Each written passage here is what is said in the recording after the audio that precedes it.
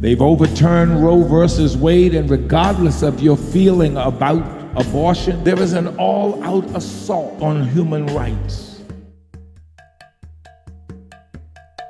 Do you think they stopping at Roe v. Wade? This is an open door. The decision opens the door for someone to put forth a case that will restrict or can restrict gay marriage. Oh, now they're coming after marriage equality. Interracial marriage, contraception, in vitro fertilization. They're going to come after affirmative action in the fall. Voting rights. Then they're going to come after Civil Rights Act of 64. And religious freedom. First, reproductive rights, then voting rights, then civil rights, then human rights. This is just the beginning of a demonic agenda, and the church has to get in the gap. No constitutional precedent is safe. This decision is not about abortion. They are coming after one right today, but they will be coming after others tomorrow. Everything's on the table.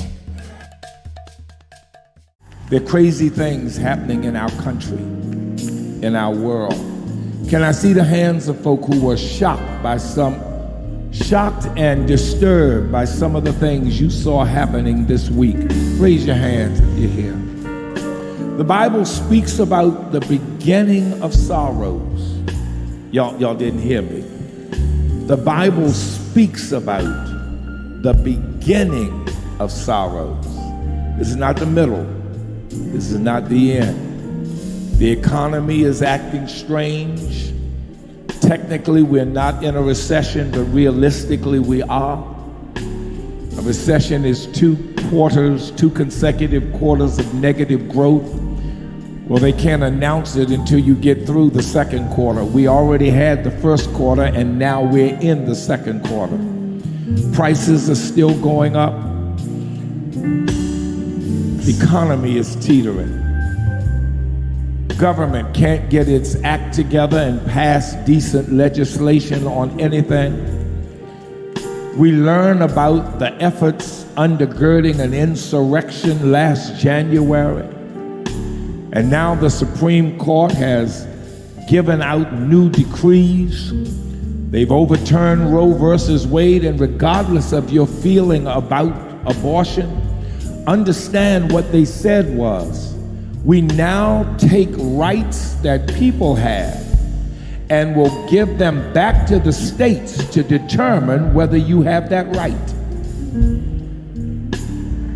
One of the Supreme Court justices said we need to consider other rights that people have based in law. The right to marry who you want.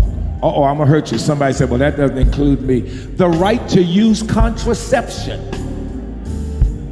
I have to talk big language because I got children in the room. I need all my young men to raise their hand, all my young women to raise their hand, all my married people to raise their hand. There should be just about nearly everybody. Do you know they want to decide whether the state, or rather you have the right to buy contraceptives? There's a new wave blowing in the land.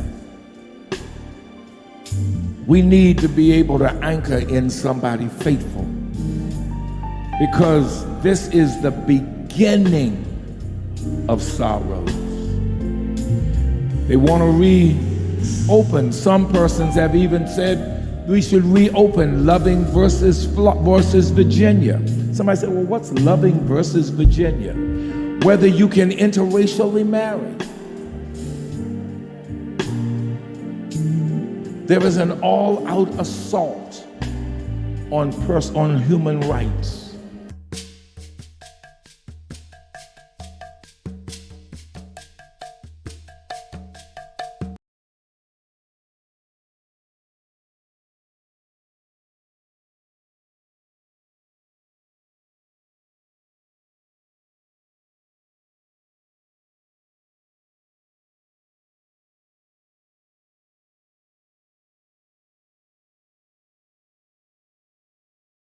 Now we see that the Supreme Court may overturn Roe v. Wade, and many persons on one side of the street are happy because now abortion will no longer be the privilege of any American, because that's what it boils down to.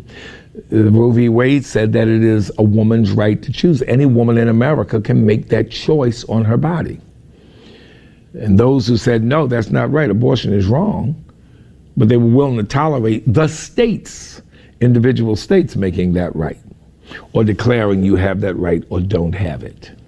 But when the Supreme Court, if it does, overturn Roe v. Wade and says no, the court turns that right back to the state to make that decision.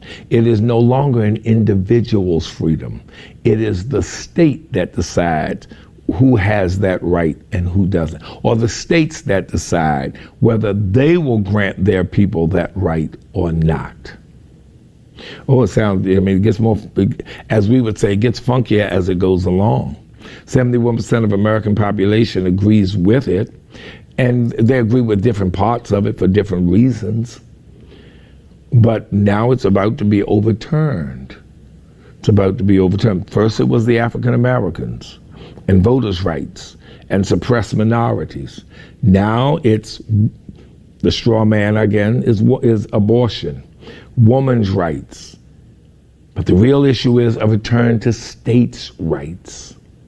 And then soon as this is over, soon as they have codified Roe v. Wade and put it in the trash can, not the history book, and declared it can't be taught and nothing else. Oh, my brothers and sisters, then they'll start on the next minority. They'll start on the next minority community. And before you know it, their rights will be questioned. Things that they got in the last 10, 15 years will be taken away or attempted to be taken away.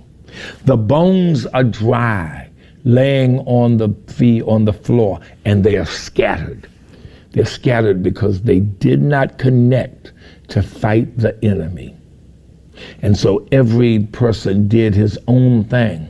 Every group, every racial group, every gender, every race did its thing. Every political group did its thing.